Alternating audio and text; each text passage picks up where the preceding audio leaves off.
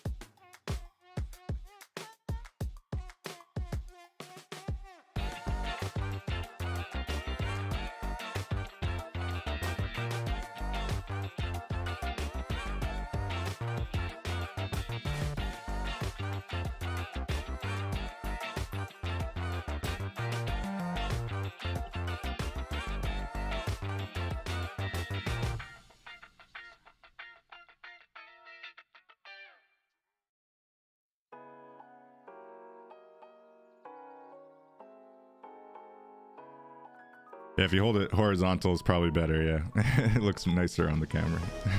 Yeah, it did that on me without me. Without me doing anything. So. All right, you're good. We're jumping into it right now. Okay.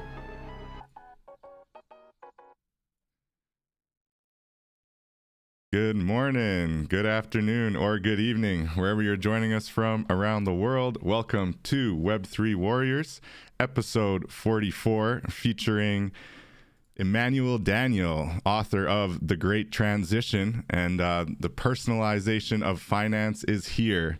Thank you for joining us today, Emmanuel. How are you doing today? Great to be with you, David, and thank you for making this happen on a well, it's my Saturday afternoon here. No problem. Appreciate having you here. I'm really excited to get into it. So today for episode 44, I'm David Karoma, your host. I go by Chrome in the metaverse, and we're going to be talking about really continuing the conversation around kind of the theoretical angle of the blockchain and the evolution of our economy, and really the decentralized and more personalized and autonomous economic opportunities for people through the blockchain. And really it started with a conversation about the metaverse and the future of kind of societies adopting the metaverse and jumping into this digital space in a real way, which we had Dr. Jane Thomason on, who's kind of a leading thinker in this space when it comes to the metaverse. And then after that, we had a discussion around CBDCs in the last episode, episode 43, really looking at kind of the good, the bad, and the ugly, and the potentiality that CBDCs are a kind of Trojan horse for this Web3 space and what we're trying to build here, and keeping things decentralized, and whether we'll be able to continue to move in that right trajectory and continue to take advantage of these awesome opportunities that decentralized peer-to-peer transactions and trading, and really just the whole NFT marketplace on the blockchain is creating for people in different corners of the world, right? So that's an interesting evolving space that we're going to continue to watch, looking at central bank digital currencies. But now looking at really the broader topic of the personalization of finance, and the idea that there is this great transition from, these central banks and these institutions kind of defining how we move our money, how money moves, and, kind of being at their whims, and often having to pay big fees in order to make your money move, to now being able to actually just directly peer-to-peer trade with people all across the world, in a very much more frictionless way, in a much more personal way. So that's what we're going to get into today with Emmanuel here. And really, he's got a background in traditional banking. He's got a lot of connections. He's out there in the circuit really trying to press the flesh with regulators in different countries around the world, it seems, to actually talk about, what is this transition? What are we kind of moving towards with the blockchain, but also with fintech in general, right? Which is financial technology. How are things evolving to become more accessible, to become more decentralized, and more empowering, really, to the individual, right? So that's really an exciting kind of opportunity to pick the brain of somebody who comes from the traditional banking space, but also sees the value in blockchain and sees the value in Web3 and what we're trying to build here. So it's really exciting. Thank you again, Emmanuel, for joining us. And maybe before we talk directly about your book and the great transition and the personalization of finance, I'd like to get a little bit of background on yourself and, what brought you to the blockchain and what brought you to this perspective. So thanks for joining us. Yeah, thanks very much for having me, David. So, just to dive right in, I come from the traditional banking industry, and all of your viewers and listeners are in Web3, your Web3 native people. And I started life by starting a platform called The Asian Banker out from Singapore, looking out to all the traditional banks, across the Asia Pacific region. And this was in 1996, right? And that was the time when banks held forth. There was nothing outside of banking. And everything about innovation was about how banks were trying to innovate, from the good old days of the ATMs to internet banking to call centers and all that. And so, it was more of the same for many, many years. I think that as Web3 sort of, usurped into the equation and started to disrupt the idea of finance, it took me a long time to absorb the ideas and then to lay out what I think to be a roadmap. If you think of me as a believer of Web3 and what it promises to do, I'm like the guy who believed in Christianity without ever having heard the name Jesus Christ. Okay, so your listeners are Web3 natives. They you talk the language, you know the stuff and all that. And I've arrived at the same point as all of your listeners, except that from a world where we not only didn't know enough about Web3, but also didn't want to accept the transformation that was taking place. Right. So in all of the 28 years, I went through a journey, trying to put in perspective what innovation would look like. And so this book that I've just published is in itself part of that journey. In fact, it took me many years. I wanted to write about what innovation in banking would really be, but I was learning as I was writing. And so there are many things that I say in my book. I say that we need to make a distinction between the industrialization of finance, the digitization of finance, and the personalization of finance. They are three very different things. When banks do many things better, faster, cheaper, that's the industrialization of finance. So sometimes the banks talk about blockchain as if it's meant to make what they already do cheaper. They think about blockchain back office function that in the old days they used to all have their own ledgers, and now you can have a shared ledger, therefore you reduce cost of operations. Now when they talk like that, they're actually talking about something totally different from what your viewers talk about. Right. And then digitization of finance was about the platform era. The banks wanted to be able to be as successful as the Amazons and the Microsofts and the the Facebooks of the world. They wanted to be platform successful on the platform technology. So what I'm saying to them is that the platform, and I'm probably saying the same thing to your audience, is that the platform technology itself is in transition.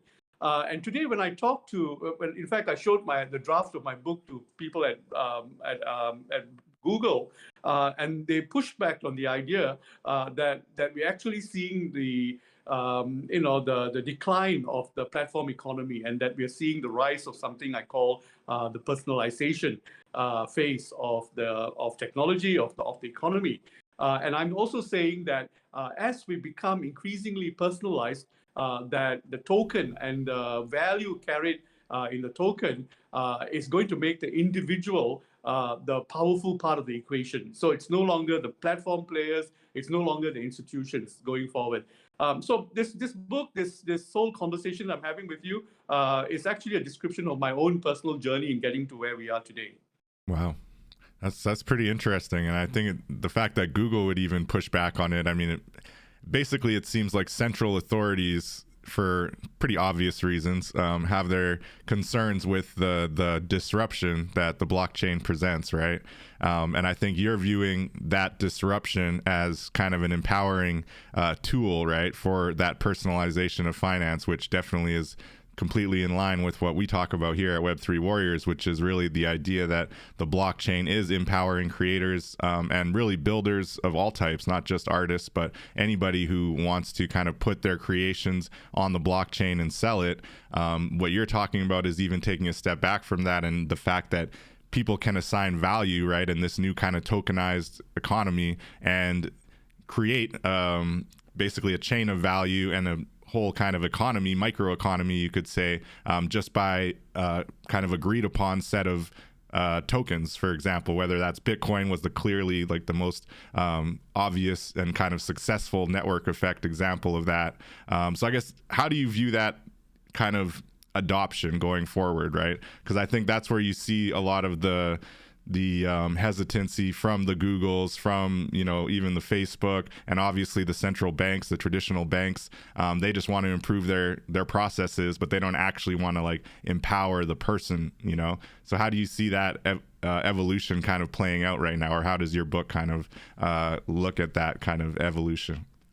So actually, what I do is say everything that you've just said and translate that for traditional bankers to understand.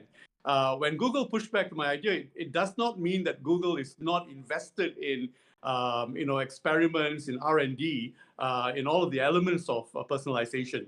And one of the most important elements in personalization is identity. And there's a lot of work that is underway that Google has invested in, on the identity front. It's just that they don't want to go there for as long as the power of the equation or the power of the relationship sits on the platform. In other words, you and I have to go onto the platform to exist, as opposed to the platform has to come out to look out for us, and that we decide who we want to interact with and the networks that we want to create. So that's the devolution of power from the platforms to the individual.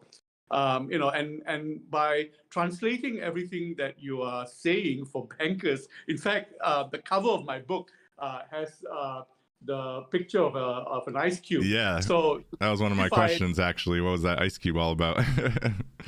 Yeah.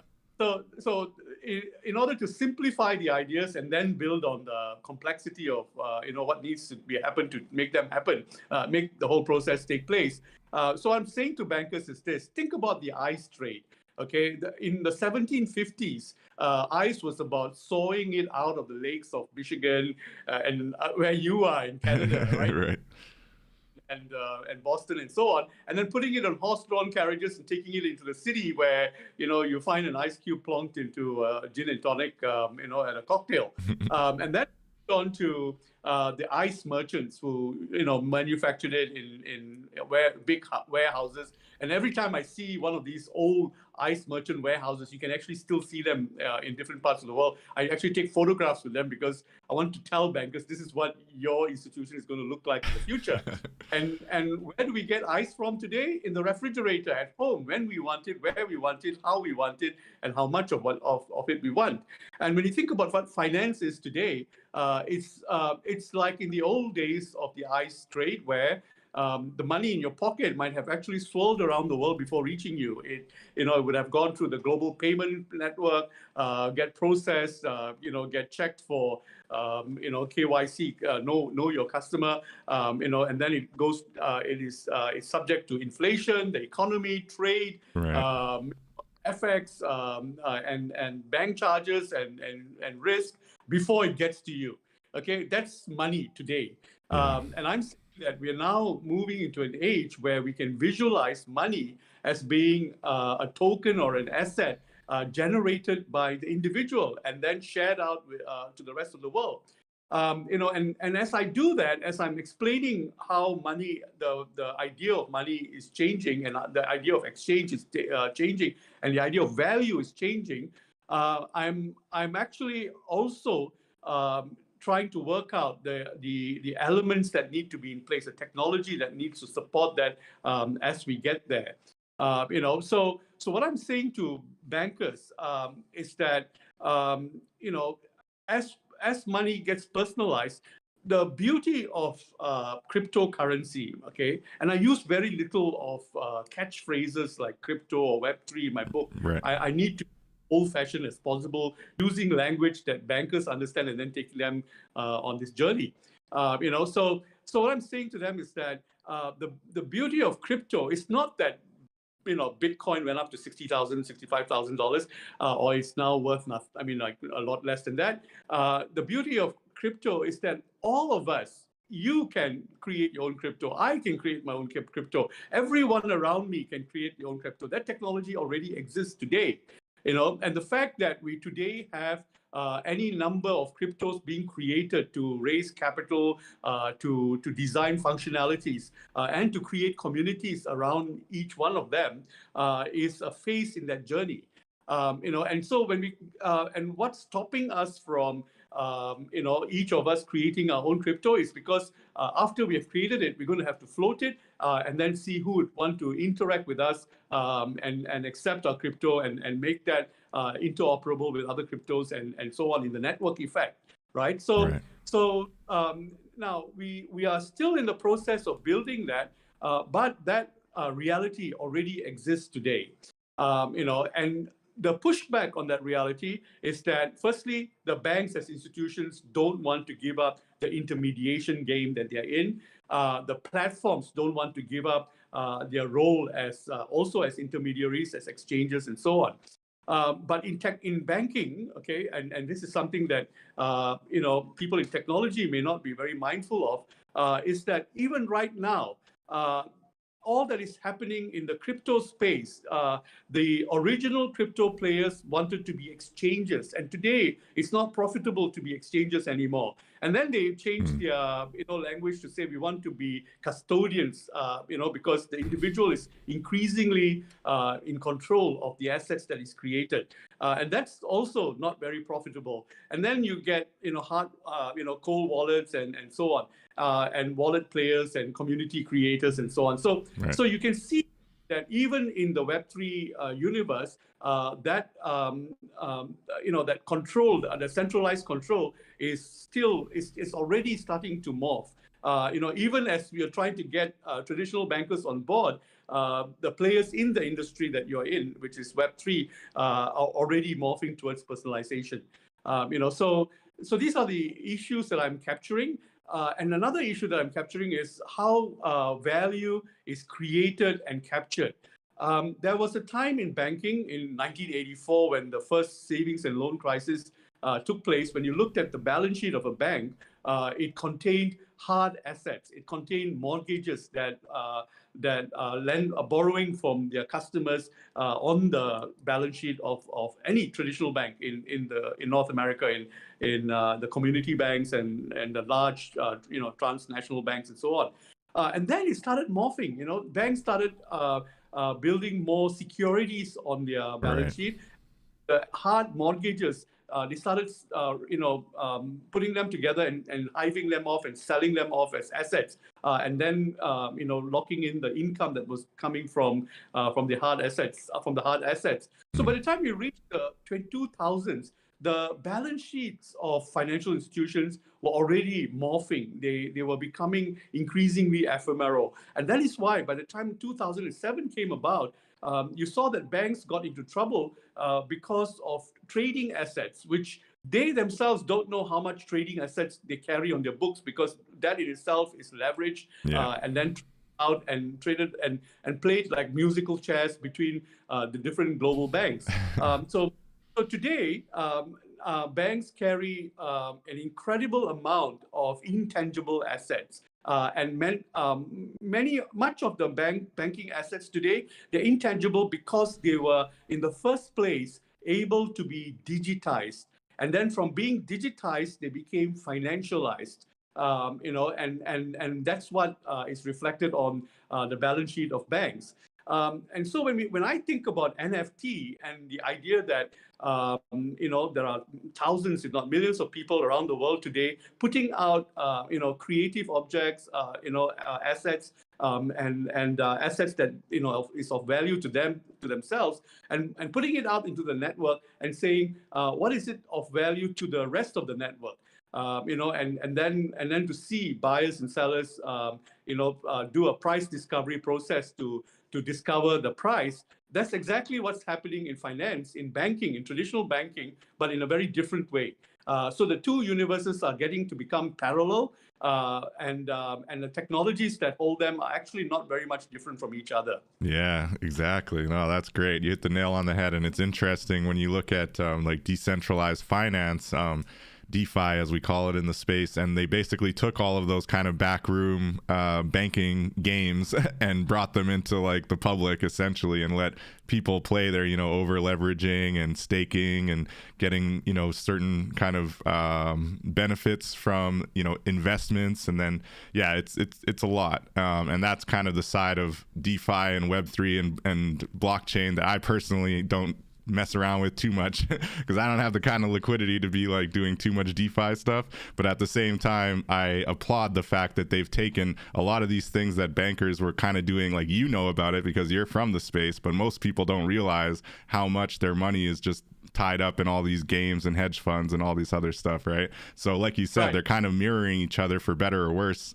People look at FTX, right, the most recent explosion, and I've heard people say the comparison, certain banks, if you went running to them and demanding all your money right away, they'd be in the same scenario. Yeah, exactly. Now, David, I want to say something to your Web3 listeners, okay? And this is something very important for anyone in the DeFi space. Avoid the temptation of naming DeFi products with the same language that traditional banks name their products. Okay, leverage, lending, payments. Okay, now I think that and I say this in my book, that this is where the peer-to-peer players went wrong. I call them the first iteration of the peer-to-peer players. The platforms that were created to bring borrowers and lenders with each other to meet each other, and investors and borrowers with each other. Now, the era of the first peer-to-peer player platforms was that they predicated the language of their product in the same language as bankers call their products. So peer-to-peer lending platform that sold, or rather brought a borrower and lender on a mortgage would call that product a mortgage. So we sold, $200 million worth of mortgages on our P2P lending platform. But see, it's precisely because they predicated, or rather they structured their perception of the product as banks do, eventually the regulators came in and said, look, if what you're selling is mortgages, we're going to throw in all the regulation that is necessary for regulating anybody who raises a mortgage. So you need to have capital, against your lending. You need to have the same risk profiles that the banks have. And then the peer-to-peer players found that they were inundated slapped with the same costs as banks were. Yep. And that's where they. Okay. Now, what is peer-to-peer lending? Peer-to-peer lending is bringing together both sides of the equation with the borrowers and the lenders, and generating incredible amount of conversations from which you can design new products, the products that never existed in the physical realm before. And especially when we think about young people today who are not interested in a 13-year mortgage of a physical house that they're going to live in for the rest of their life. They're talking about being able to lease a property, use it for their lifestyle needs, juxtapose it with other needs that they have, and to be able to be liquid financially and to be mobile, right? So now all of these aspirational values that exist in today's society is able to be captured in the conversations that take place on platforms. And on the network effect as well. It's the more we have, the more data we have, the more we are able to imagine new sets of products that didn't exist before. So this is what I'm saying to DeFi players. Don't construct your idea of products in the same way that traditional banks did. Take into account all the conversations that are taking place in the networks today, and design products that reflect the aspirational values of the people using them. Now that's going to be even more possible as when we go into increasing processing power, AI, processing data, and so on. That we will be able to identify trends from where we will be able to design new products that never existed in society before. Okay, so that's something that I think that the DeFi players need to think a little bit about, to let the data speak to them. That's fascinating. I hope that any DeFi listeners out there are taking that into heart, because it does make sense. When I hear a lot of their language, it does seem to just be borrowed from the banking. And I think the mindset was, let's show that we're doing everything they do, but we're doing it out in the open and accountably, right? And so, maybe the goal, to your point, should be not to do everything they do. Maybe you're doing it in practice, a lot of the similar, type of actions in order to create value, but call it something else, right? Because then as soon as you call it a mortgage, or you call it, something that has all these regulatory kind of elements attached to it, right? You could call it something brand new. It serves the same function. It's interesting. I feel like the SEC and American regulators especially tend to really be reaching into the blockchain a lot more than some of the other jurisdictions. And so they really are concerned with exactly how these different digital assets are being labeled and how they're being sold. And are they a security, or are they a digital asset? Are they a collectible? It seems a little bit over the top to me. I do also just want to mention quickly, it is a live stream we got going. So if anybody does have any ideas being sparked in their minds and wants to chime in the chat, do feel free to ask any questions in the chat. That's what we're here for. Really a thought-provoking conversation here, and really a great point on DeFi. I think that there is a little bit too much of wanting to simulate banking in the traditional sense, and why don't we shake things up and redefine terms completely? Yeah, it's a great point. So in order to help all of us understand where we are heading, the last two chapters of my book, I actually borrowed an idea from an intellectual I totally admire. His name is David Ronfeld.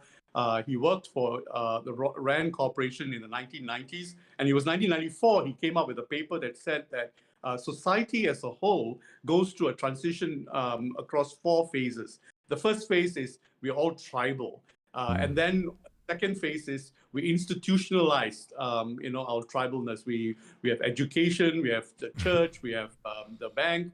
So we go through an institutional phase. The third phase is society goes into what he calls the market phase, where we're able to buy and sell from people we don't know around the world. So we create a market economy, and that's where we are today. And then the fourth phase, and he wrote this in 1994 when the most developed technology was the fax machine. Okay, and he said we will then move into the network phase. So what I did was I took his ideas and I overlaid that on banking, on finance, and then I said, oh my goodness, I'm able to explain a lot of the transformations taking place today in this context. In fact, some of your listeners may not be aware of this, but there was a crisis just 12 years ago called the LIBOR crisis. Well, it's more than 12 years, 14 to 16 years. It was a long-drawn affair where the rate setters in the UK, the leading banks in the UK, they get together and they set lending rates, and that was to benchmark the borrowing cost in the UK. But the traders came around them and said, "Oh, you set this rate. We want to use that, in order to trade it as we want to use the index that you create as a trading asset that we can put out there in the market, and people can bet on it." And these two categories of people were operating in two different dimensions. The rate setters were in the institutional phase, and the traders were in the markets phase. And whenever we go through a transition, one phase always tries to influence the previous phase, or the previous phase may not understand what's going on in the new phase. So now, when I use that paradigm to explain what's happening today, so this is what I'll say to you: that everything that Charlie Munger and Warren Buffett says about Bitcoin today is true as a trading asset, okay, as a security. So you have to lump them in together with with shares, with bonds, with alternative investments, and the impact of inflation, the markets, cost of funds, Fed rates, everything, how they influence. And you can put in the checks and balances, so that people don't get their investments burnt and so on. So you're actually talking about the markets phase in the evolution of society. And the rules apply to everyone the same. So, what the SEC says is also consistent, because they're looking at this token and saying, is that a security, or is that something that facilitates transactions? And so the questions they ask in that phase are valid. Now, what they're not thinking about is, what will all these assets look like when we finally transition into the network phase? In the network phase, the most important commodity in network phase is information. And information behaves differently from a security or a mortgage. If I sell you a house in the market space, I have to make sure that I get the highest possible profit from it, and you must make sure that you're getting good value for the transaction, because once the transaction is completed, I lose the house, you gain the house. There's a winner and a loser element in there. But information is the only commodity that increases in value the more you share it. So when I give you information, I don't lose it. I still have it. When you pass it on, you don't lose it. And then it becomes more valuable when an entire network has use for that information. That's when I become powerful. I've never lost it by giving it away. That's a great point. I like that. That's value in the network phase. That's what generates value in the network phase, right? So and the rules there are totally different from what Warren Buffett is familiar with today. So we need to understand what is it about Bitcoin or any of the crises that are taking place today. Like the FTX episode actually cast aspersions and call out the bluff of the venture capital industry, not the technology. The technology actually has been proven to be robust, resilient, and it grows on itself even further. I mean, Bitcoin hash rates have gone up, not down. Exactly. Ethereum hash rates are up, and the higher the hash rates, the more secure the network effect. So the technology is marching on, regardless of these crises. And the industry, the investment industry might go into doldrums for a while and say, you know what, we're tired of this, and then it slowly still grows on, and then it becomes a reality 10, 12 years from now. So we need to be mindful of what it is that we're dealing with. Yeah, very exciting. And you're definitely right. The technology cannot be denied. And I think when we look at these centralized exchanges going belly up, it has more to do with how they're using investor money and the fact that they're just overinflated, overextended, and often over leveraged just due to all the flush money that they've been given and, often mismanaged, just like the traditional banks sometimes mismanaged as well. But on the flip side, you're getting a lot of people. Finish what you're saying. I was just going to say, you're getting a lot of people now crying for more regulation, right? Like, oh, we need the regulators to make sure these central exchanges play by the books. And it's like, aren't they just like, you're just asking them to turn them into banks then? Like they're not really, taking advantage of the blockchain at all at that point. They're just becoming another flawed institution, right? And when the regulators go in there to see what is it about FTX that we needed to regulate, they would find that what they really needed to regulate on FTX was the balance sheet, not the technology. Okay, FTX had to value its tokens, the FTT tokens, not even mark to market, because on the day that you liquidate your tokens, the market isn't going to absorb, what you're throwing into the market, especially when you hold 70% of the assets.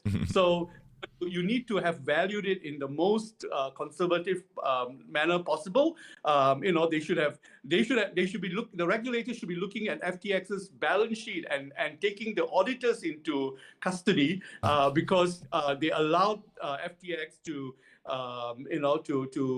overvalue the assets, and even if they valued it at market rate, the auditors need to explain on the day that you liquidate, are you going to be able to get the same rate? And not only did they, allow FTX to mark to market, they also allowed FTX to borrow from their own bank, at the mark-to-market rate, and therefore leverage it even further. So it was entirely a balance sheet crisis, a balance sheet episode. It was not a technology episode at all. So yes, put in more regulation on the right things, not the not the wrong things. And in fact, anyone going in and looking at the whole episode will come to this conclusion. Okay, so because the facts are all speaking for themselves right now. And so what do you think about the leader there, Mr. SBF, and the fact that he's just doing his media circuit and seemingly not facing any charges? What do you think that's all about? Well, about managing perceptions. In fact, in the digital space, in the DeFi space, in the non-NFT space, the value is a function of perception. Mm-hmm. We are now entering an economy where value is a function of perception, no longer a function of any form of underlying assets. And this is true of NFTs, and this is true of entire economies. Okay, the US is today more indebted than its ability to meet its obligations. Total debt in the US is 27 trillion. The US GDP is 20 trillion. Okay, the ability to meet its debt obligations is now a moot point. But yet, the rest of the world will lend the US money, will buy US treasuries, will invest in US assets because they believe in the US. Now, when will the US go into decline? It will be when the rest of the world stops believing that the US will be able to make its commitments. So we are now entering the perception economy, right? And it affects all of us. It affects everything. And when some of the detractors of NFTs say that, you know what, NFT is a fake economy, people are trading on perception of value, the entire economy runs that way today. That's amazing. I love it. So on that point, then, sorry, continue. Actors like, Bankman-Fried, are able to take advantage of it because he's aced the game. He knows how to play the perception game. No doubt. Wow. That's fascinating. It says something about the rule of law. Does that just come down to perception too? But, what do you say to those that look at this, and I've made this case before, the fact that Bitcoin, Ethereum, pretty much all of the crypto industry is backed by a US dollar stablecoin, right? And to your point about perception, about the fact that despite the fact that America is so indebted, I mean, a lot of other nations are in debt too, but ultimately America just has the engine, right? They got the economic engine. People believe in their engine. People believe in the idea of, you know, the Western civilization kind of continuing to trudge on and continuing to grow and innovate, whereas maybe other corners of the world are less reliably growing or less reliably innovating. So I think that feeds the perception, right? So looking at blockchain and looking at the fact that essentially the entire industry is backed by the US dollar stablecoin, would it not be a net positive for US government, and really you could even expand it to Western governments, to be pro blockchain and to kind of position to be kind of supporting this great transition as you've framed it? You know, the underlining asset in the network economy that we are going into is information. There is no other underlining asset. It's information. It's information at the national level, at the level of nations. It's information at the level of companies. It's information at the level of the individual. And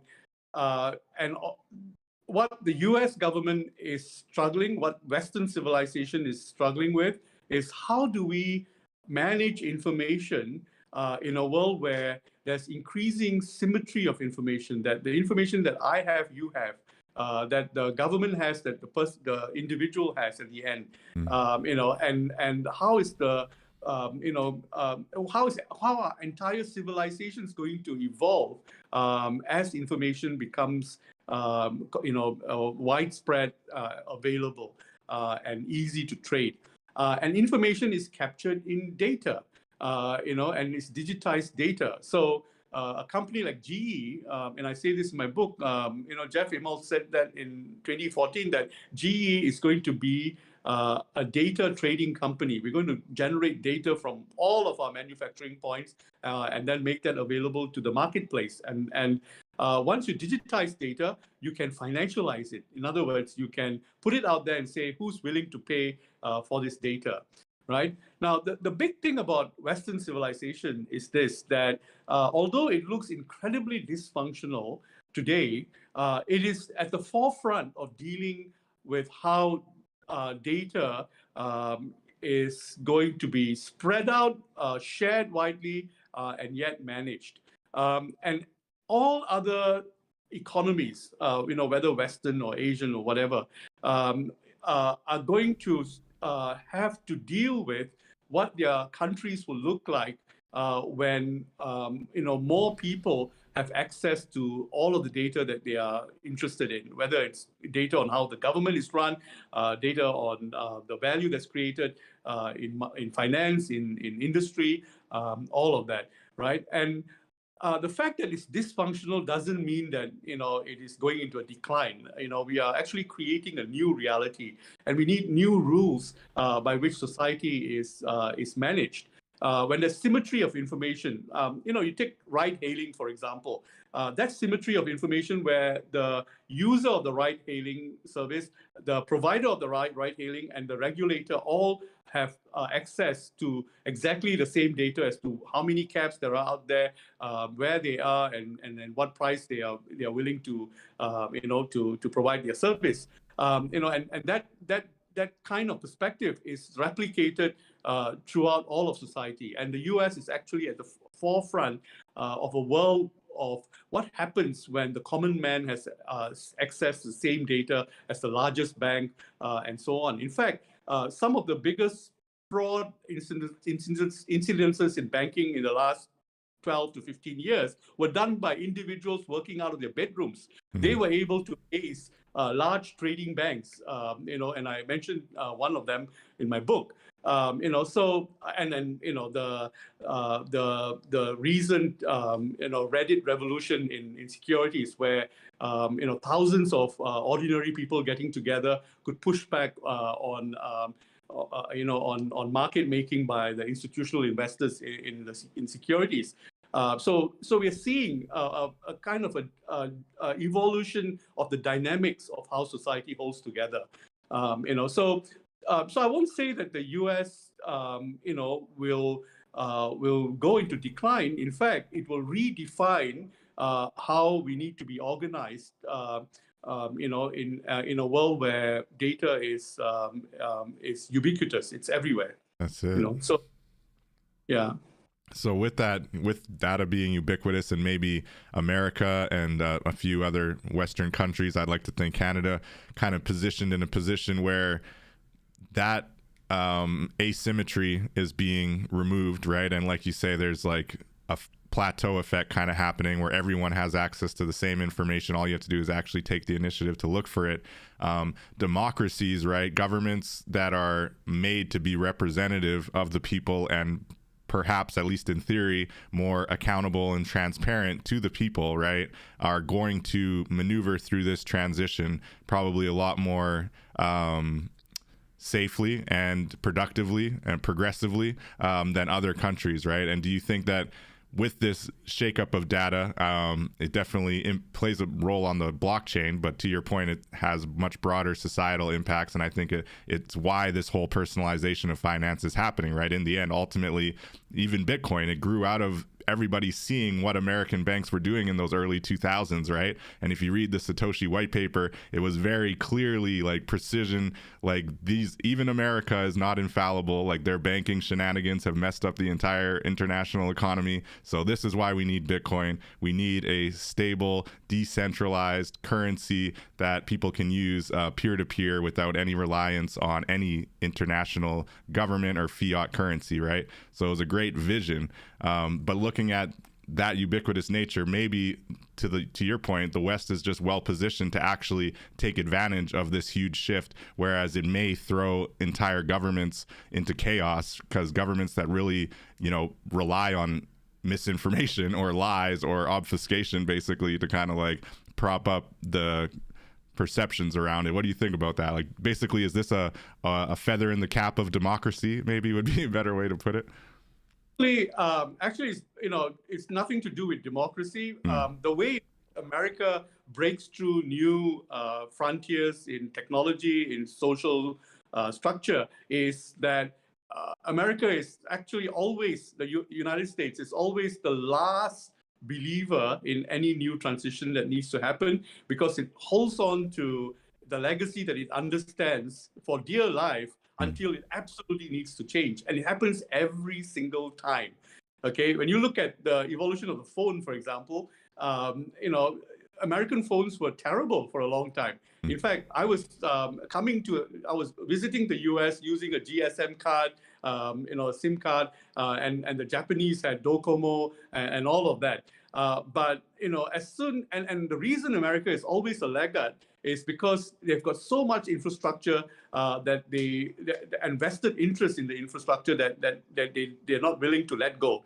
So in payments, for example, today, the US is the most backward country in the payments sphere. And where do we find great innovations in payment? In Africa, where the Africans have understood that payments has been reduced to a transaction between two nodes, and the two nodes do not have to be a bank. They can be a telco company, and payments is a piece of information that gets transacted.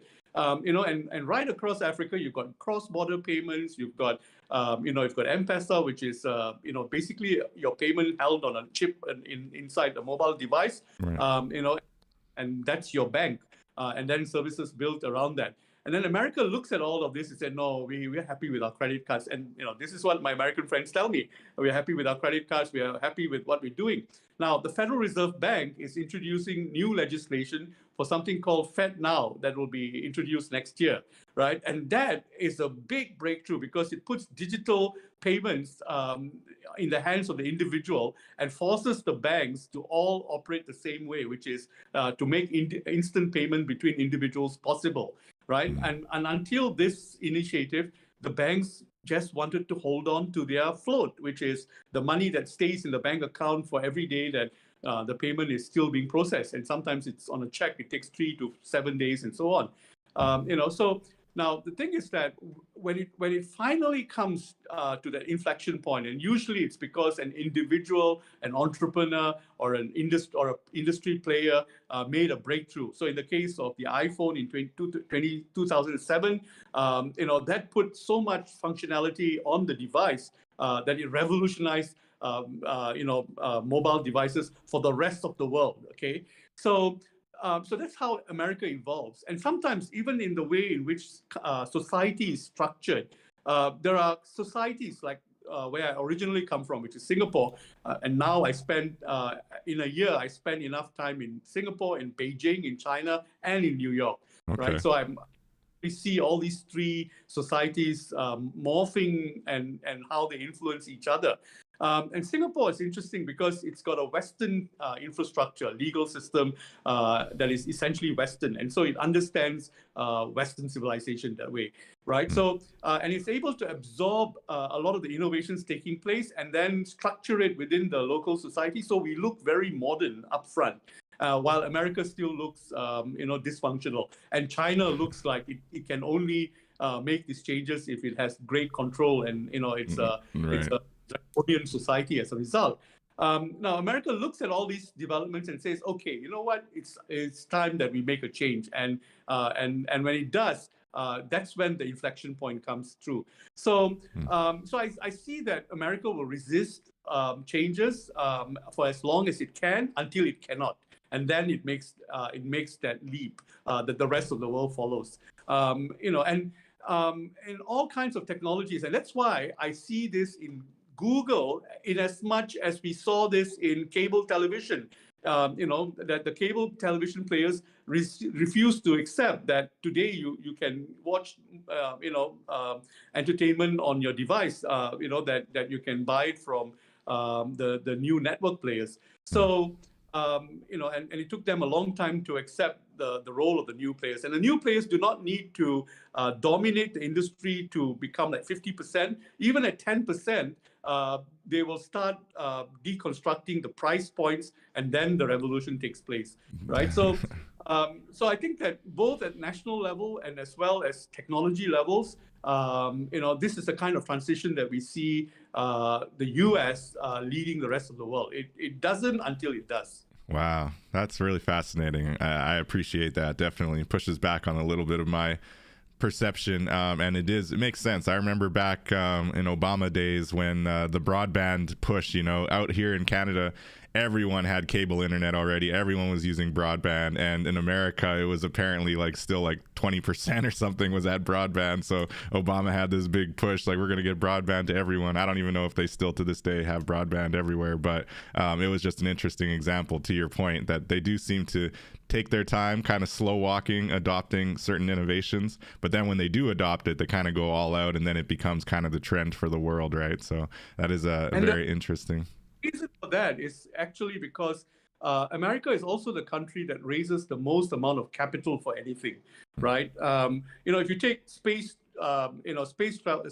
for example, the amount of capital that SpaceX is able to raise and therefore build the world's largest rockets that can, with a huge payload, the largest payload that it can carry, is far greater than anything that any other country in the world can achieve.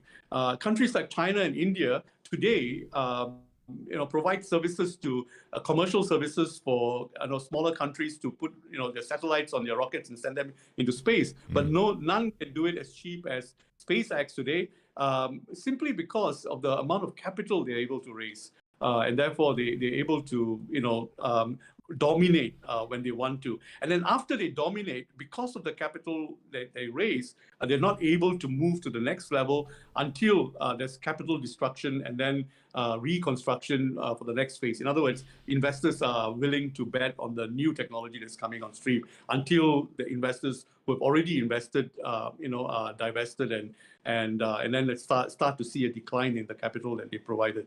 I feel like you're just explaining the innovation engine of America, and it's really fascinating because on one hand I can see how there's a lot of room for criticism, but at the same time, time tested, it seems to be playing out not so badly for them, really.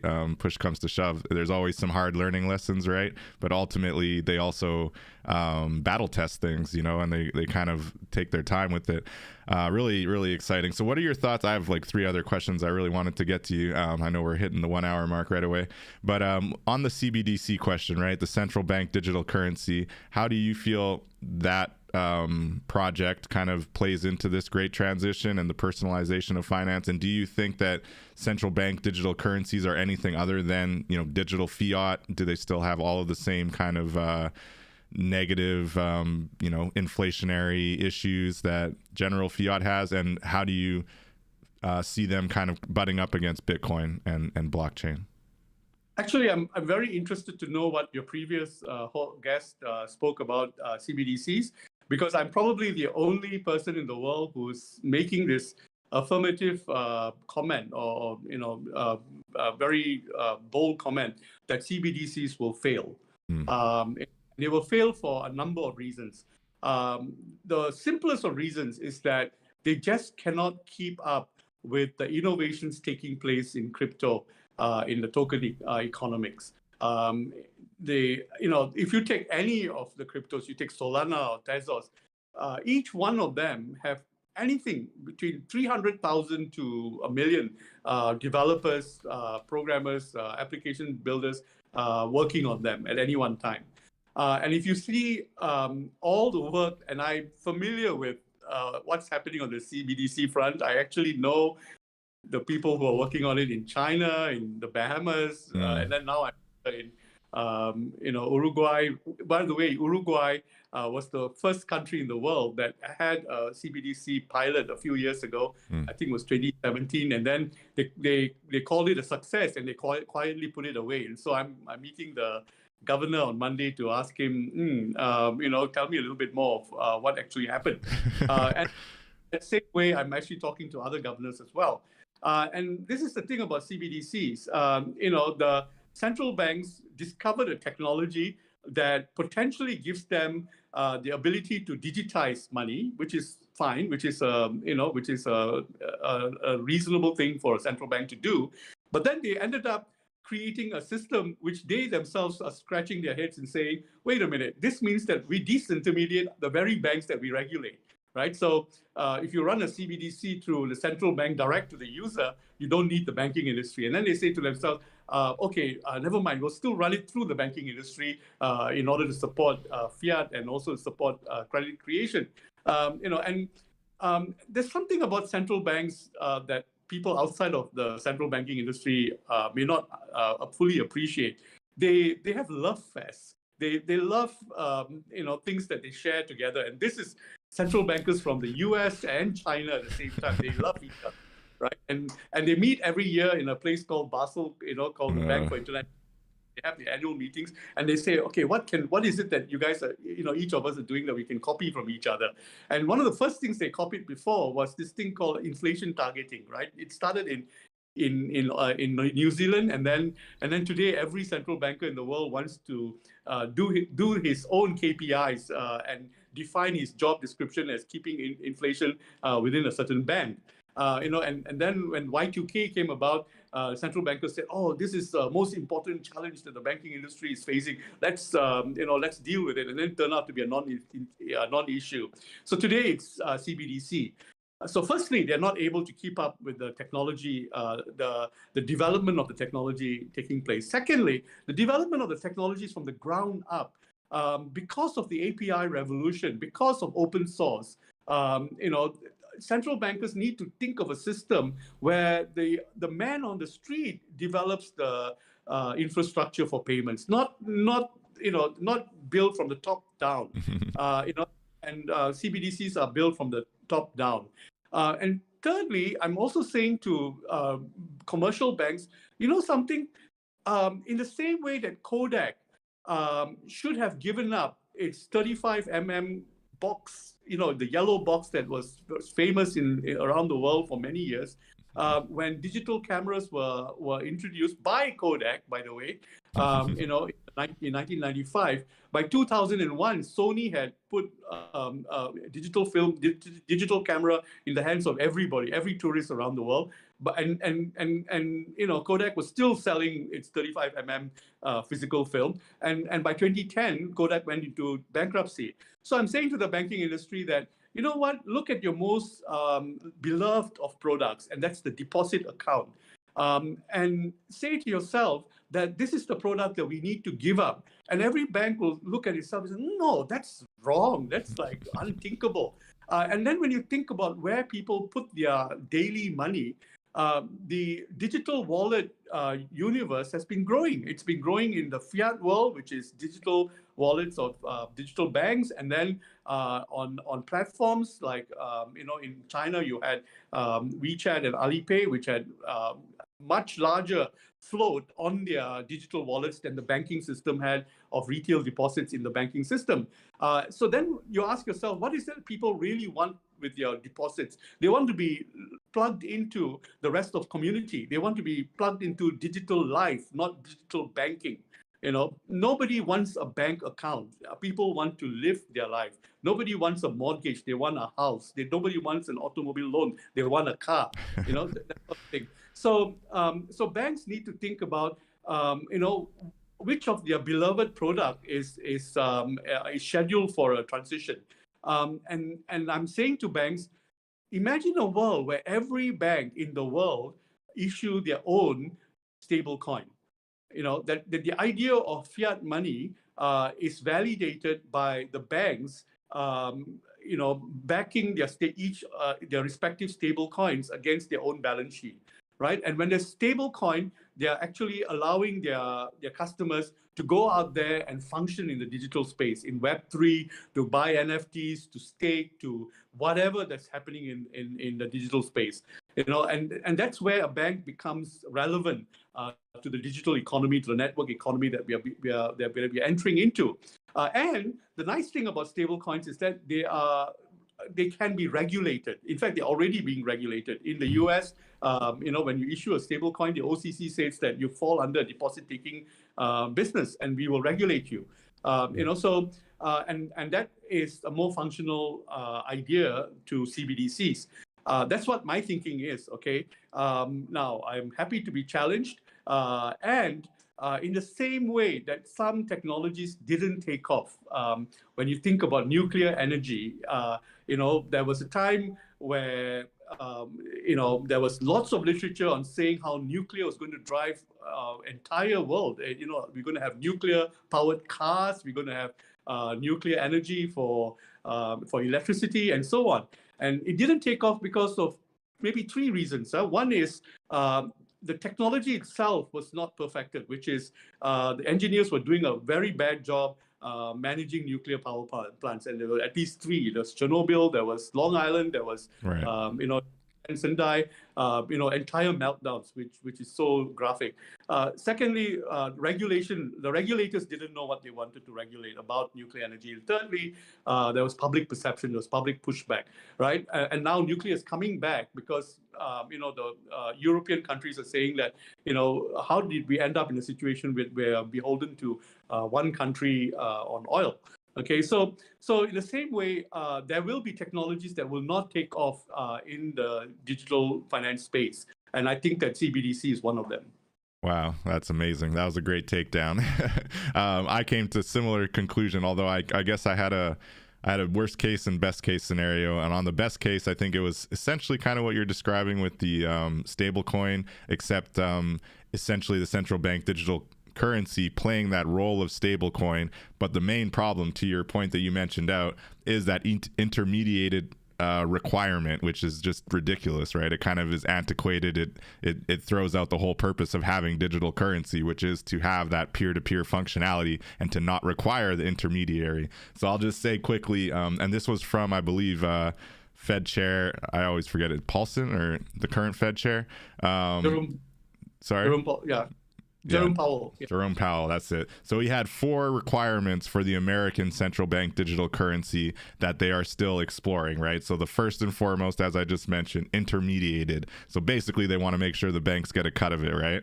The second one is that it has to be ID protected, which they frame as being privacy, but at the same time, it's saying that you're going to connect your personal SIN number essentially to your central bank digital currency, which is the opposite of privacy, right? Like you're basically showing the government like your every transaction basically at that point. And then transferable, which is the obvious one, being able to actually transfer peer to peer. And then the fourth one again is ID verification. So he kind of hit on the same point twice because on one he's talking about ID protected, but then at the same time it's ID verified. So I don't know how they square that circle, but so as I go through all this literature that's been created, what baffles me amazingly is how disconnected central bankers are to the rest of society. It's not just central bankers. In this case, in the US, it's Jerome Powell is probably just reacting that his colleagues are thinking about it. The person driving it in the US now is Janet Yellen, whom I have I've met before, and I have great respect as a central banker, but as a technology person, what in the world is she talking about? And you are in Canada, and there's not a single Canadian would trust a central bank digital currency after what happened at the truckers' riots like last year. Right? So if a government can switch off your bank account, how much more will they be able to switch off your CBDC? And there is nobody in Canada who would trust central bank digital currency, and yet the central bank in Canada has had several experiments on CBDCs. Maybe some of the CBDCs at the wholesale level might work, but even there are other alternatives which are far more ready to run. And basically, what central banks are trying to do is to retain the power that they have. That last point, which is that public perception on CBDC is questioning the power that this gives the state. And public perception is not just in the US or Canada, it's also in China. Because of the lockdowns recently, ordinary people are saying, you know what, we shouldn't let our government do what it does. We should start thinking about how we can put government or the state in its place in terms of the authority it has and the functionalities that it has. So I think that it's interesting to me, someone who's within the industry, to see how central bankers are issuing all these white papers with no cognizance of what the feel of the ground is or what they're trying to deal with. So it's very, very interesting. And for these reasons, I say that it's just a technology that will go away because the new technologies on DeFi are working out so fast that they will make them irrelevant. And the analogy that I use to explain this is this: that in New York, when the automobile was introduced, all the rules of the roads were built against the automobile, not against the horse-drawn carriage. Because the first cars that came out, the Ford Model T, they were heavy, they destroyed the road, they were noisy, they were uncomfortable, they were slow, they disrupted the horses. Okay, and so you think that all the regulations should be against the automobile. But then slowly the automobile became faster, quieter, lighter, and so on. And each of the regulations started to look silly until they were not needed anymore. So that's actually what's happening in DeFi right now. Wow, I couldn't agree more. And yeah, I mean, ultimately, these central bankers are just not technology people, and it's clear to me every time they try to describe the benefits of the central bank digital currency, it just seems antiquated because they're still trying to prop up this old banking industry, which, to your point, is at that stage of the ice manufacturers, and we're all going to be making our own ice in our own houses soon, and we're not going to need that whole contraption. Maybe one element of bankers will still be required. People still want maybe a savings account or a main deposit account. There'll be a place for them, but you would hope that they should be looking at this innovation from a perspective of embracing it, and you would think the first one or two banks to actually embrace it and, you know, create, like you said, maybe it's a stable coin, maybe it's even just being like, we are the pro blockchain bank, like we will support your stuff, obviously KYC, making sure security things are in place, but we are pro blockchain. We're not going to shut down your account because you take $10,000 worth of Bitcoin or something, you know. I would think the first banks to do that would be positioned for this new transition and would be able to take advantage, but instead they're just ganged up, like you said. It's a love fest and them and the central bankers, like, how can we slow this down, how can we, like, you know, pump the brakes on this? It's mind-boggling, you know. Yeah. So you know, it's just one of those things that will evolve over time, and it actually evolves in tandem with how the different I call them institutions juxtapose with each other. The U.S. is the country where the tensions between the state, the large business, and the individual is at its biggest, you know, at its most tense moments. Okay, because the U.S. is the only country where I call them ultra high net worth individual. You know, it's a phrase for very rich people. Have got as much power. If you take, you know, Jeff Bezos or you know, whoever. Okay, Elon Musk can throw his tantrum around in the system and be a player who might well shape the future of the industry, just as a state would. In some countries, it's the entrepreneur who is stronger than the state. In other countries, it's the state that is stronger than the entrepreneur, and so on. But in the U.S., all of the different elements, the state, the entrepreneur, the individual, each have their own power. And juxtaposed with each other. That's what's shaping the U.S. today. You know, and that's why we shouldn't. We should let the dysfunctionality play its course. You know. Yeah, I like it. This is really awesome. This is great. This is the conversation I was hoping we'd have. Yeah, it's really interesting to see how America is kind of playing that course, and it's exciting because there are major players who I think are on the right side of it. And, you know, we've all got our own political perspectives, and no party is perfect and all that kind of stuff. And definitely on this issue, it seems like both parties, there are some who hate Bitcoin and blockchain, and there are some who see the value in the innovation, which is interesting. And even here in Canada, it's actually not as much of a conversation here in Canada. And I hope you're right about the CBDCs. We're very lackadaisical people when it comes to our government in Canada. So I don't know that we would be filling the streets to oppose it, but I think it just comes down to what the conveniences are. On the day that a paper goes out to, you know, to the legislature to approve the launch of the CBDC, let's see what happens in Canada. Okay, yeah, we'll see for sure. I'll be opposing it, and I hope others will loudly oppose it as well. It just doesn't make sense personally to your point.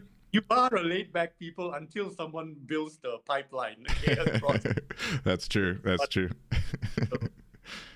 Yeah, that's true. There are certain lines we don't like to have to cross, for sure. I was curious, do you have a favorite blockchain? Are you kind of partial to Bitcoin because of the network effect and kind of its reliability? And if so, why? I take my cue from people from within the industry, and everything that I've heard reinforces the idea that blockchain is the technology that's going to take us forward. Bitcoin is the technology that's going to take us forward. I'm not technical, and so I don't know enough about what I need to be looking out for. But I think hash rates are one of the elements that we need to be mindful of. Now, in the paradigm that I gave you, which is, you know, we are in transition from the network phase, from the markets phase to the network phase. When something like Bitcoin finally finds its utility in the network phase, you know, it may well be that the price of Bitcoin may have crashed forever. You know, so it's not these two things don't run. You know, they don't validate each other. The price of Bitcoin and the use of Bitcoin. You know, it may well be that the technology becomes more well developed, the more liquidity there is in the marketplace, and less people holding it. So that may well be one of the elements that need to take place. I do have Bitcoin, and I've actually concentrated more of almost all my crypto investments. I was experimenting a few other investing in a few other tokens, but I've now consolidated them into Bitcoin because I think there will come a time when the institutional investors in Bitcoin will carry the price in the market space, right, where assets go down in value while investors are collecting, and then the investors will then push up the value in order to exit at some point. So there will be a point where Bitcoin will will spike again in terms of price, and I think I'm waiting for that, and I probably exit at that point because after that. The current story, which is that Bitcoin is today attracting institutional investors as part of their portfolio, will play its course. And then after that, we will need to look for what's the next driver of Bitcoin as an investment. All of that is market phase. The network phase, Bitcoin as a utility, I will need to look at what are the functionalities being built around it, the robustness of the crypto, that it becomes essentially a digital version of gold, right? That is cannot be and then the applications, right? So that's another story, and the two stories are not related to each other, and that's how I play it in my mind. For sure. Yeah, definitely. It makes sense. The practicality is more important than the price point, right? And when you look at, as somebody who's been speaking to central bank governors and really looking at that kind of top level regulatory approach to this space, what do you think about El Salvador and the adoption of Bitcoin as a official tender? And do you think that's a trend that we're going to see more of? So I have been in El Salvador. I've spoken to a few, senior people, and I've been to Bitcoin Beach. I've seen how it's transacted. I learned a lot. I learned a little bit about, how adoption actually works. So during a time when the price of Bitcoin was fluctuating dramatically, there were, people in Bitcoin Village who were using Bitcoin for their livelihood. And I said, aren't you afraid to hold on to your Bitcoin? They said it depends on what your liabilities are. So if you're paying your rent in Bitcoin, so you don't worry about collecting Bitcoin for, and this is what the girl who owns the bar on the beach, she has no problems collecting Bitcoin as payment because her rent is substantially in Bitcoin. So if your liabilities are in a certain token, then you have no fear of the assets. And I think that around the world, this is what we need to look out for. Not just that people are sending Bitcoin across to each other, it's that they need to pay in Bitcoin or in crypto. So that's one element that we need to look out for. The second element is that it is not true that remittances are cheaper when you do it in Bitcoin. So the one industry that El Salvador thought that would drive the adoption of Bitcoin was the fact that it's a remittance economy. I think they get about $40 billion a year in remittances from El Salvadorians living in the US and elsewhere. Yeah. But and the charges and the gas fees and so on just makes it not viable to make. In other words, crypto is not much different from other forms of remittances, and that will need to change if there's going to be wider adoption. And the government is still going ahead with its belief in Bitcoin, partially because it made that position clear that it's that Bitcoin is currency just alongside the dollar in El Salvador. It has attracted a number of Bitcoin developers, Bitcoin related developers. So it's actually creating a small ecosystem industry within the country, which wouldn't otherwise exist. In other words, the country does find it difficult to attract investors, but this is one area that it has started to see some form of acceptance.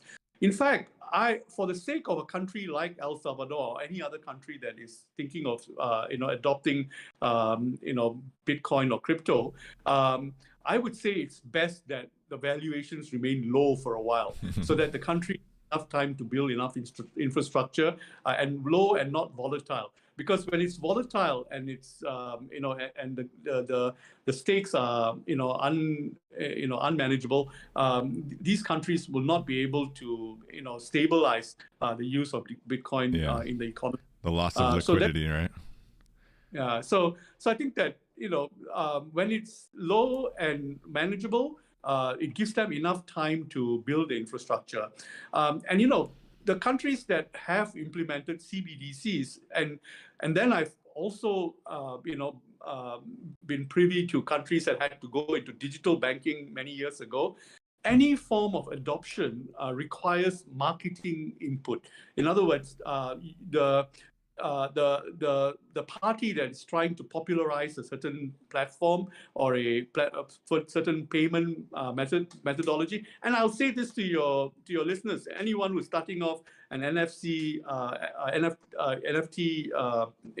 transaction platform, the first 100 platform transactions will have to be fake. In other words, you got to. I'm saying fake, but what I'm saying is you got to be forced. It needs to be something that is unnaturally forced through. For CBDCs, the countries that are experimenting and have pilots in CBDCs, they're experimenting them with coupons, with vouchers, given to local population to go out there and spend, and those vouchers are sponsored by the state. But there are no states that are able to spend marketing money to see a transition to a new platform as a large business can. Like Amazon, when in the early days of Jeff Bezos had to do the transactions himself, and he's forced to and get his friends to use the platform and so on before there's critical mass, and then the transactions, the average person would trust the platform like that.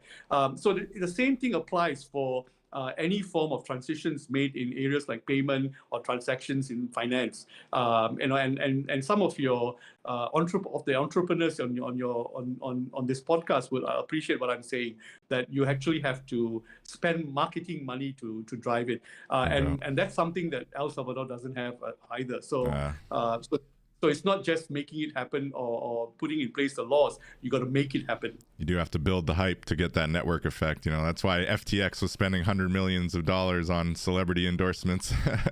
That's a really great point. On your point about remittances, I don't want to gloss over that, because I think that is a really fascinating aspect of a value of Bitcoin and really of blockchain. On the Lightning Network, wouldn't it be quicker and cheaper to do remittances over the blockchain as opposed to like a Western Union or a traditional FX rail? Wouldn't that be the case? Yeah. Well, firstly, Lightning Network, the value of transactions are much smaller, and I noticed that even I have a Lightning platform on it. I use a Lightning platform, but I use it for highly localized transactions rather than for remittance, which is cross-border and maybe larger amounts of money. So the fees are still high, even on Lightning. Like if you're sending $10,000 to like West Africa from America, it's going to be relatively high still?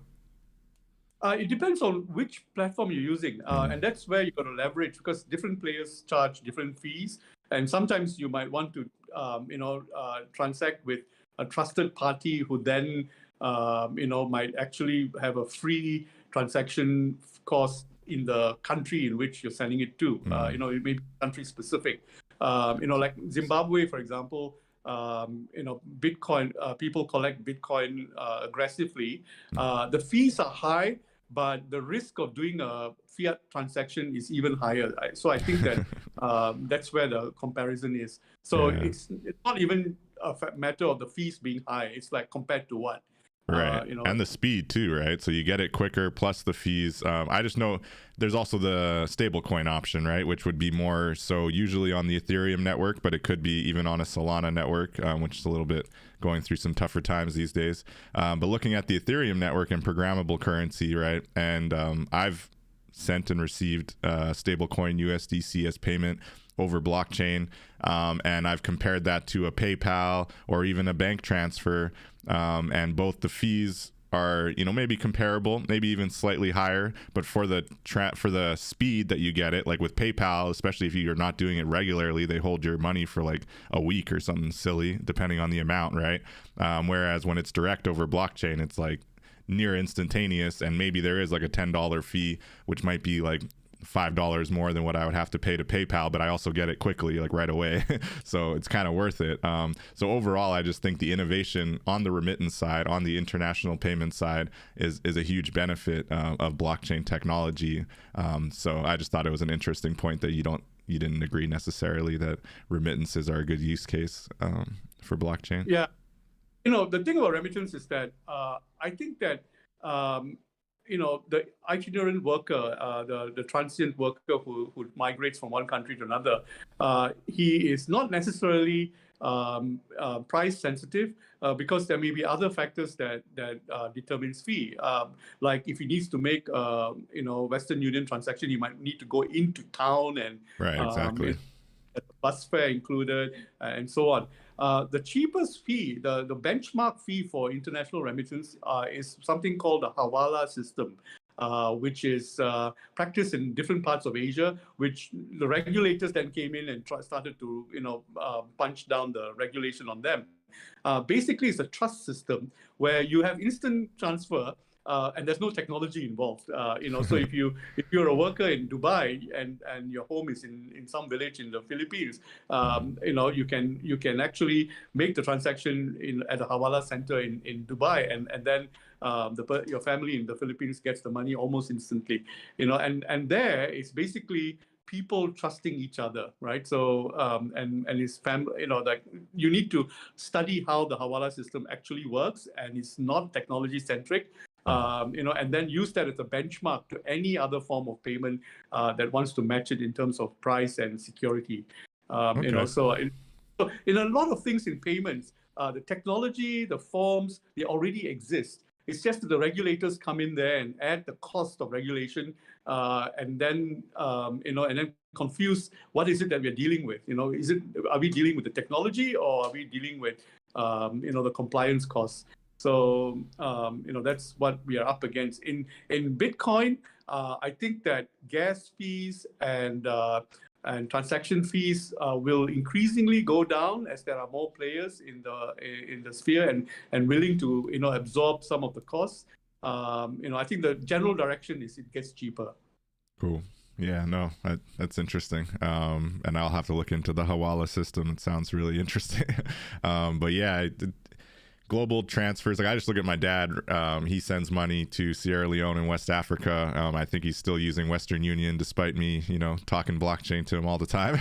And I think the only sticking point is the off-ramping, right, for my cousin or my brother out in Sierra Leone, being able to actually turn that into their local fiat. I think that's where we haven't quite confirmed exactly how that would happen, although I'm sure it's possible. But overall, I think on the cost and on the speed, I did the math and it seemed like a better option, but we'll see. One day I'll get him on it.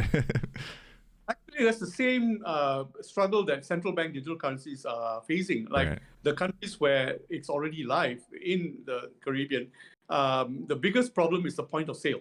At the point of sale, what is it that the merchant is willing to use to accept the payment?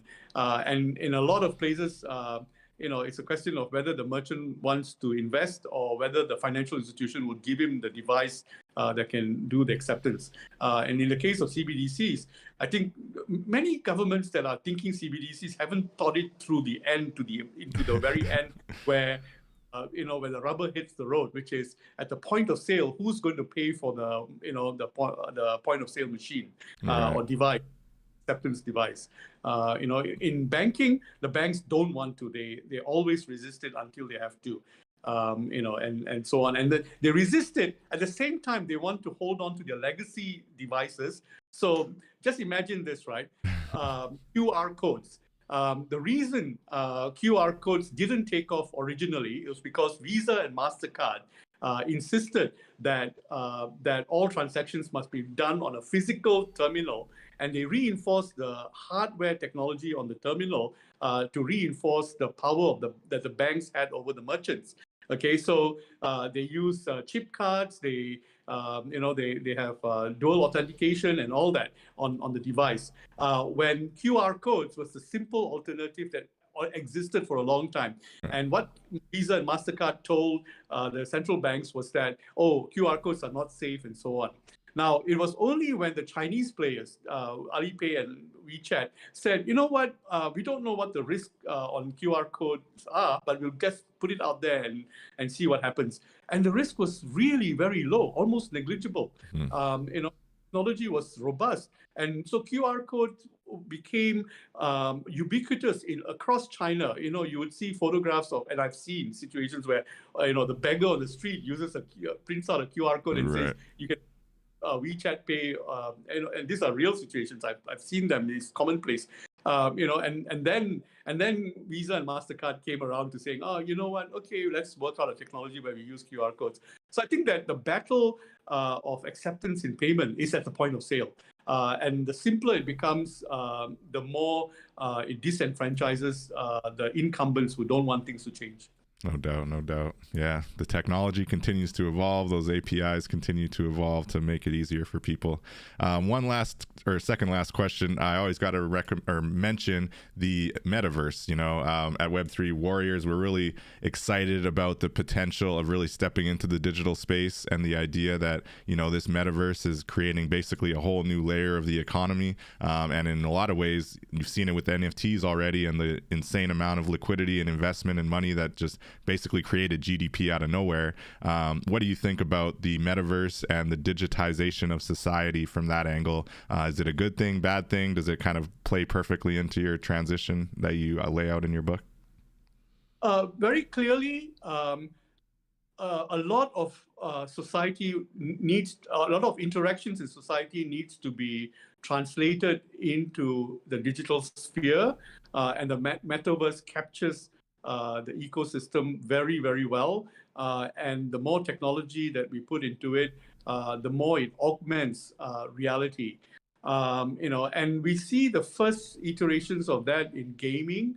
The interesting thing is that as it evolves, it presents problems that need to be solved. So the thing about gaming is that the reward mechanism is a tokenomics problem, which is that the incentive to game only exists if there's an incentive to profit rather than to enjoy the game for itself. So when we enter the metaverse, ecosystem, the incentive to participate should be for non-financial reasons. It should be for practical reasons, like it's efficient. It augments what we already see, like for surgery or something like that. Something useful. In addition to the idea that there's this financial incentive to participate. And I think that we need to tick the boxes in terms of some of the practical issues that are arising as the technology evolves. The fact that we will have an augmented reality is there. I mean, anyone who can dream can also exist in the metaverse. Okay, right. So if dreams are part of our reality, then the metaverse should be. There's no question that it will be. It's just that how it will evolve in a way that incentivizes the participants. I think that that's something that I'm trying to track. And as I said in the beginning of this conversation, is the ability of the individual to create and capture his own value in a transaction, right? So exactly. That I token and say, you know what, I'm going to give this a value of 70 cents, and I put it out there, and it's a question of who is out there willing to accept the value that I put into it. In the case of SBF, he put a price to his FTT tokens, and the market was willing to accept the price. So he created a whole reality which was essentially a deception. It wasn't even a reality, right? So and then it was an increased deception because he used that deception to create another deception, which is to leverage the assets created and then create a fake economy that he couldn't sustain. So we're going to go through all of these, and it's easily 100-year transition. This how the metaverse will coexist with reality, and how it will take place. And there will be setbacks that will push us back, and there will be laws against metaverse, coming up until we try to resolve that. So these are very, very early days in the technology. Now, in the same way that blockchain, for example, is not a panacea for all transactions. Like in my book, I said banks have to be very clear about what they do, which is basically industrializing what they're doing, digitizing what they're doing, and personalizing what they're doing. There are three different agendas. And anyone who's using blockchain to industrialize is probably talking nonsense, because what you're not doing correctly in the physical sense, you will not do it when you put it on a blockchain. Right, exactly. So 90% of blockchain pilots done by I would even say 95%, I'm just giving enough space for the benefit of the doubt, are going to be failures, are all failures, because there is no need to blockchain a transaction that is, that is not going to derive any value against what you do physically. In fact, I have a section in my book where I say blockchain killed in the back office. Because in the case of financial institutions today, the fear against fraudulent transaction is so high that they have invested incredible amount of energy in compliance and risk management. And none of these compliance people are going to allow a $100 million blockchain transaction. They would allow a $100,000 transaction just for a pilot. But the moment it gets into the realm that they need to look at, it becomes manual. It becomes intermediated. Right. So you never needed a blockchain transaction in the first place. The only proven use of blockchain at the moment is in finance, is in decentralized finance, and everything else. It's taking time, developing. So my friends at Google were putting out to me the Oracle problem in transitioning physical product into the digital space, which is an interesting perspective. I think that to some extent the Oracle problem has been resolved, but anyone in the platform era will point at platform paradigm will say, well, for most things, even in decentralized finance, you need something centralized. You need a player who is your intermediary. So we're working through that transition right now. Until we totally fully trust peerless, peer-to-peer, and permissionless, paradigms. Yeah, it's definitely continues to be a balance. And I like what you're saying as far as it's the same point you raised on Bitcoin when looking at the metaverse. It's the same thing, right? Practicality over price point. And I think what we saw, especially starting at like early last year, is a really kind of gold rush mentality, like metaverse land barons just seeing this potential, like everyone's rushing to the metaverse, let's just buy land and flip it and make a bunch of money. And it was a lot about the price point. And I think we've seen that kind of slowly taper off. Hopefully it never comes back, but it probably will. There will be some future bull run where people have the same realization again. But for now, it definitely has come down quite a bit. And I think from a practical standpoint, we're seeing the communities that are building, projects around actually hanging out in the metaverse for the sake of being creative, for the sake of sharing their art, putting their art on the wall, creating a gallery space where they can actually show people all of their different art collections, and then people can actually purchase them right there in the metaverse through their digital wallet, through their crypto wallet. So that's kind of practical, kind of obvious use cases that are slowly popping up. But to your point, I mean, the finance, the DeFi, the investing, and increasing your wealth, increasing your return on investment is still, I would say, a good like 90% of the entire Web3 and blockchain space.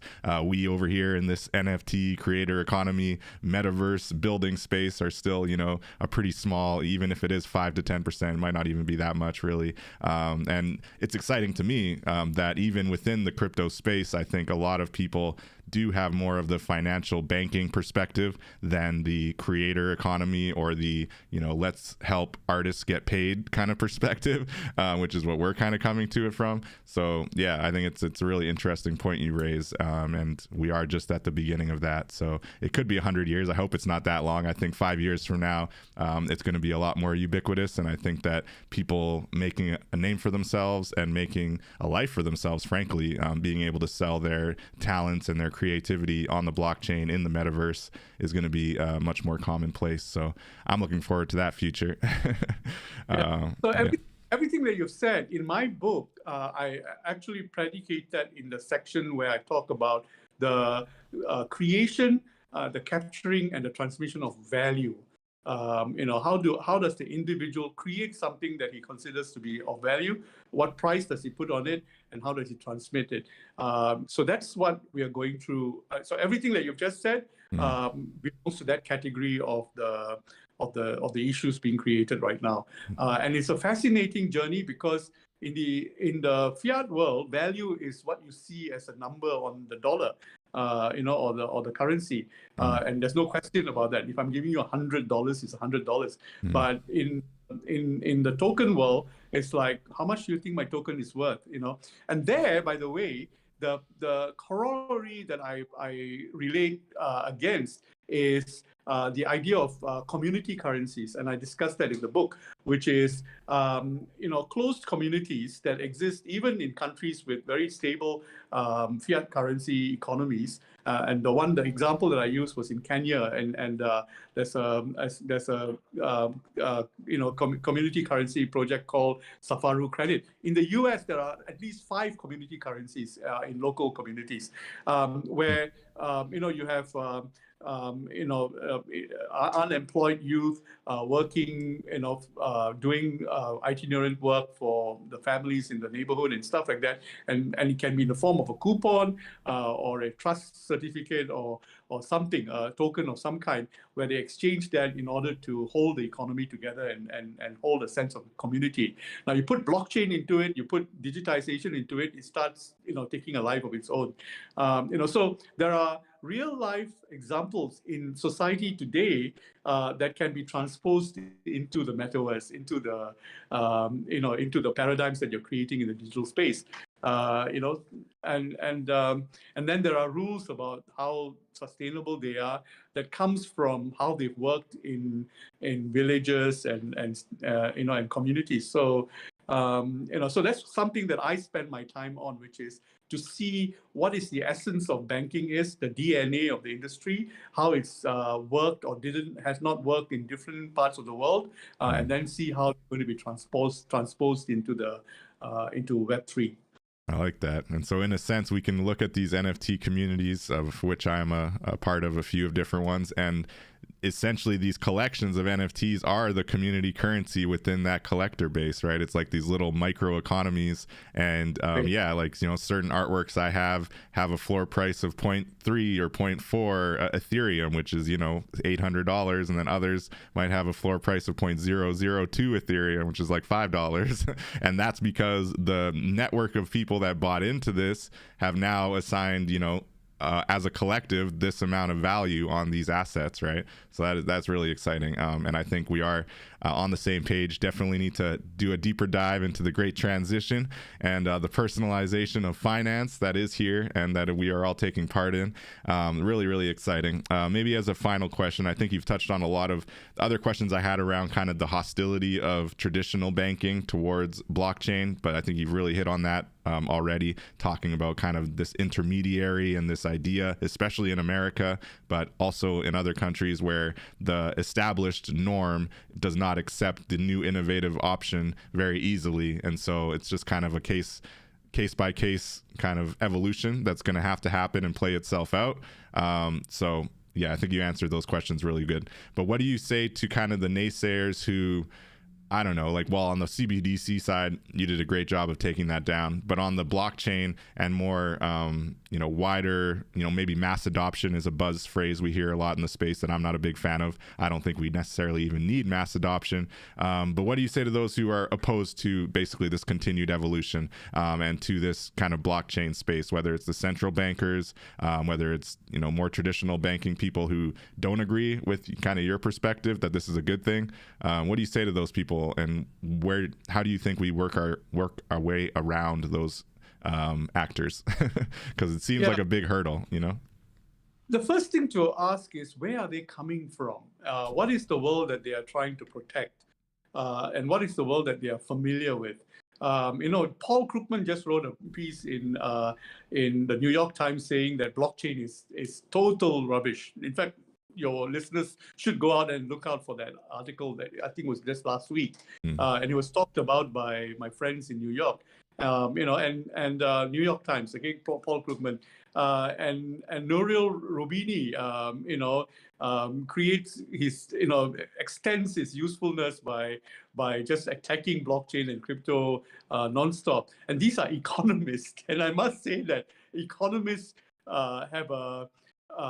have it really bad. They are really bad adjudicators of the future because they are trying to safeguard a perception of how the economy works that comes from each of their respective biases. Right. If you're open economy person, you have a certain bias. If you are a control economy person, you have a different bias, and so on. So economists make very bad purveyors of the future, and then central bankers have an innate desire to protect the existing bank-centric intermediation model for as long as they can, because that's the only model that they know on how to pull the strings to steer the economy. In many countries, central bankers manage the economy by releasing or tying in the capital requirements of banks in the country, and they don't know any other mechanism. So the first, really, to deal with naysayers, always ask yourself, where is he coming from? Is he coming from a central bank perspective? Is he coming from an economics perspective?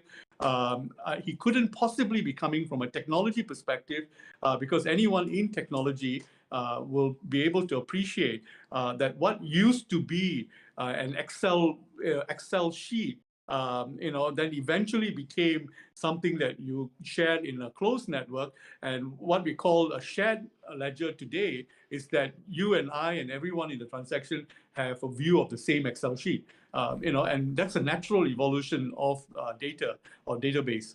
So then the question is, will it be evolved so much that it will affect how we are organized as as a business, also as a community going forward? So I think that just knowing where they're coming from will be able to help you understand where the resistance is coming from, and then work out whether they are right or wrong. And as I explained to you, I have now decided to neatly categorize them as dealing with one of the four aspects of human evolution, which is, are they tribal? Are they institutional? Are they trying to protect the institution? Are they markets? Are they dealing with something they understand?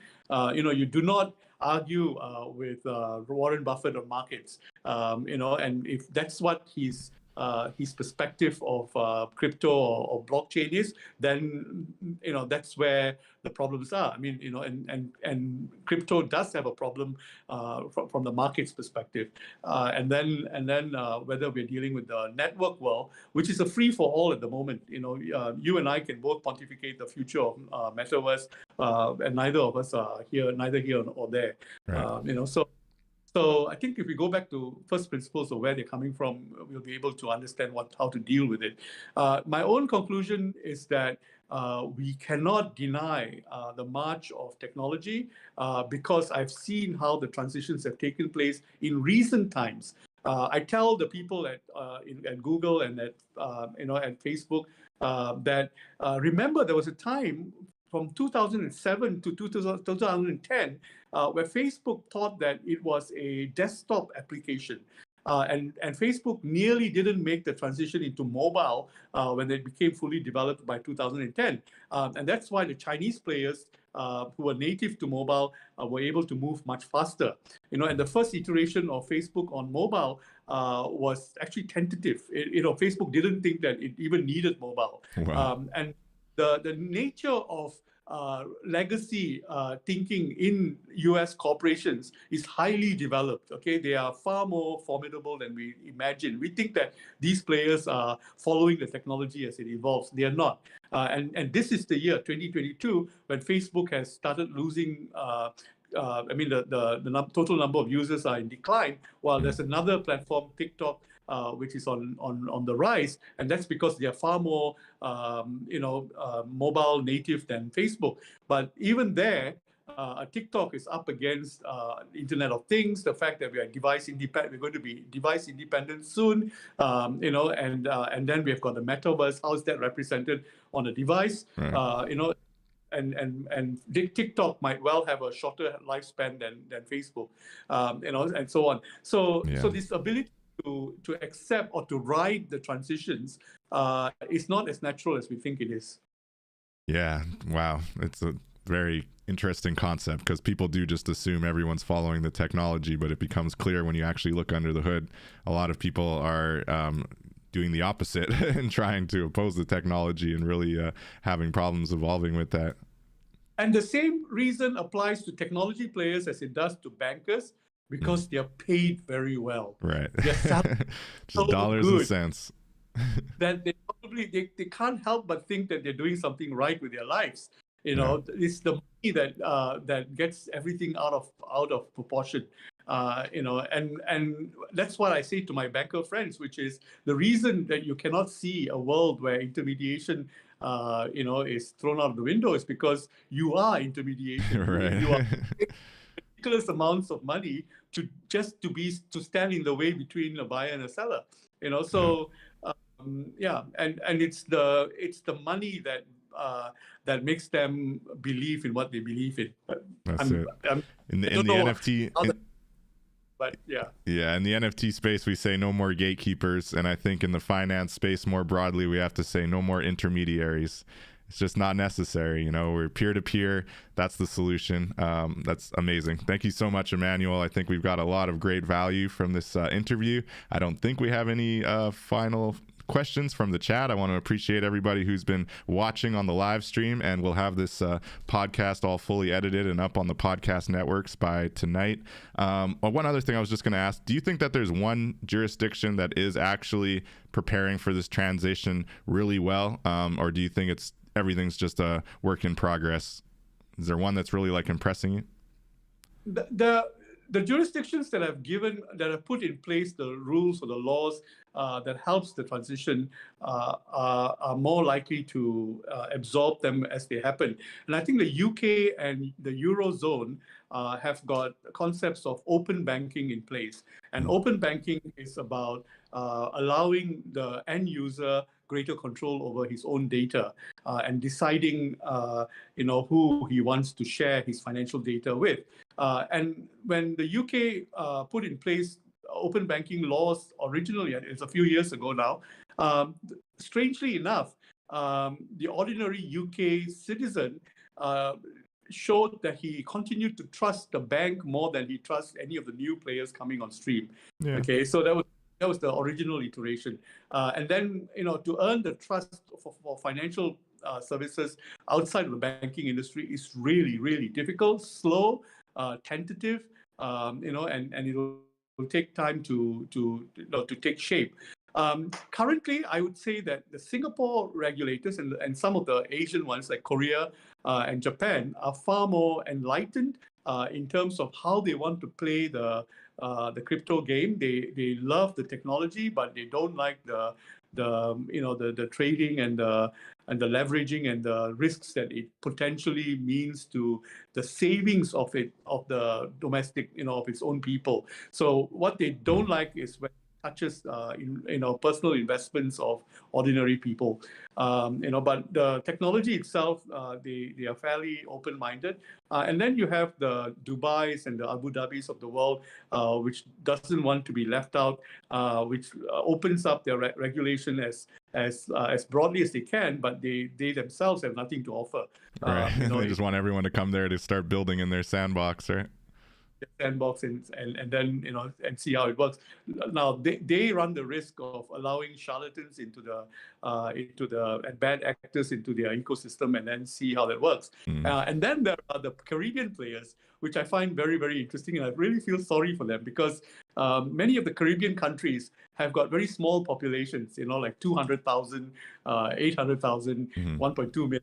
That kind of thing, and they are, thinking of how to play this, Web3 world, because they've done well in the wealth management realm by being, tax-free havens, which are now becoming increasingly regulated, but they have very few ideas of how to build on that, and that's why SBF found favor with the Bahamas regulator government. I said, well, you know what? Nobody else will have you, so why don't you just come here and see what you can build? And they did not know any better than to read popular literature saying that SBF was fine and that this is a huge player in the market and so on. And then when the shit hit the fan, they have to fall in line with the U.S. regulator.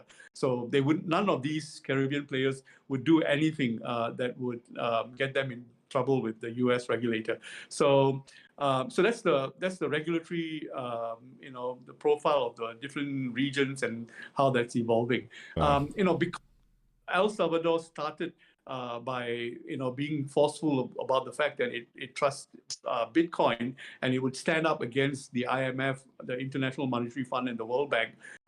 Several other Caribbean countries or Central American countries, all of its neighbors, are very interested in what El Salvador is doing. So you find that they are far more receptive to ideas, although their regulation may not be in place at all yet, but they're getting there. Definitely work in progress. That's really exciting. This has been amazing kind of philosophical discussion on the future of the personalization of finance, but also just blockchain, governments, regulatory perspectives. And I really appreciate the perspective you come with, Emmanuel, and the fact that you've actually talked to these governors and regulators in different spaces. I noticed you have a couple high profile politicians on the forward of your book there. So you're definitely talking to the movers and shakers and trying to influence those people in high places that need to get on board with the innovation and see the good side of blockchain. So I appreciate the work you're doing there.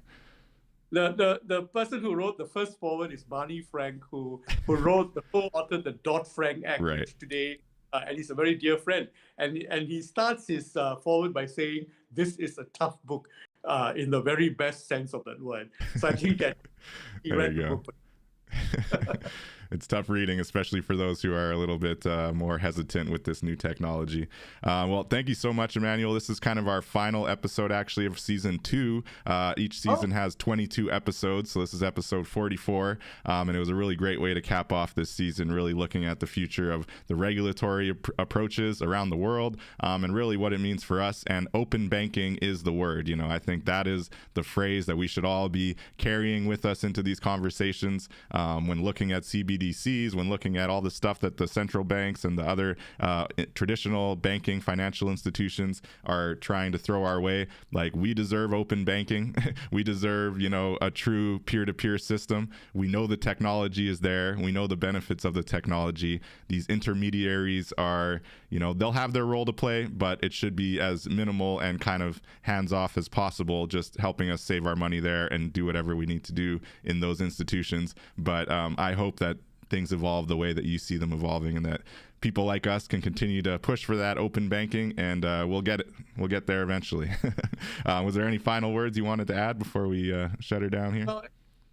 anyone who wants to know how my own thinking evolves, the funny thing about writing a book is that the person it transforms is the writer himself. So I've come up with, a very clear perspective of what will work and what will not work. So like just now I said that I truly believe that CBDCs will fail. I also think that, financial inclusion as a concept is a lie. Now you'll find all of this on my blog page, which is emmanueldaniel.com. So any ideas that I develop as a result of having written this book, do go and catch up whatever I've got listed on my blog page, Emmanuel Daniel, and also on my book. You'll find more information on that from the blog page onwards. So thank you very much for this opportunity, and Merry Christmas and Happy New Year to all of your listeners. Great way to end the year. I didn't think that I'll have this conversation with you because I'm not technical, and the geeks in Web3, understand a lot of the technology better than I do. But because I come from the traditional world, I help to translate that. So, happy to continue learning. No, you definitely helped to translate, and Merry Christmas to you as well, and Happy New Year. I'm definitely looking forward to what the new year holds, really. And it's really exciting what you've kind of highlighted here. So I think I'm not a technical person either. I'm coming to it from a creator perspective, from a fan of the metaverse, from the fan of the digital space, really, and the idea that blockchain has given new value to the digital space that just wasn't possible before. So that's where we're coming from. And I think that you're hitting the nail on the head as far as the actual societal impacts and the real, financial economic trends that are, part and parcel of what we are building here with Web3. So appreciate you, Emmanuel. Maybe we'll have you on again. Maybe you got another book coming out. So we look forward to it. Everybody should go to emmanueldaniel.com and check out more information about his book and find the link there if you're interested in ordering it. Appreciate you, Daniel. Thank you very much, David. Thank you for the opportunity. And until next time, we'll catch you all in the metaverse. We'll be back next Saturday, 12 p.m. Eastern, talking decolonized finance. Peace out. All right. Thank you, Emmanuel.